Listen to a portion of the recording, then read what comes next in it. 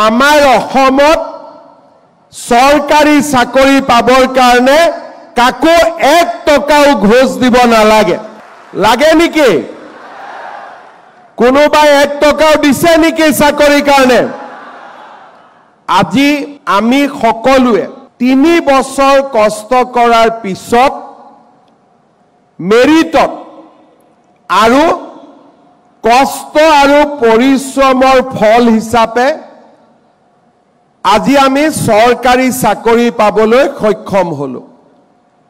5 বছৰ আগতে 10 বছৰ আগতে আমি কোনেও পৰিশ্ৰম কৰি চৰকাৰী চাকৰি নললোহেঁতেন আমি কোনোবা বিষয়া কোনোবা নেতা বা কাৰোবাৰ জৰিয়তে চৰকাৰী চাকৰি এটা পাবৰ বাবে চেষ্টা কৰিলোহেঁতেন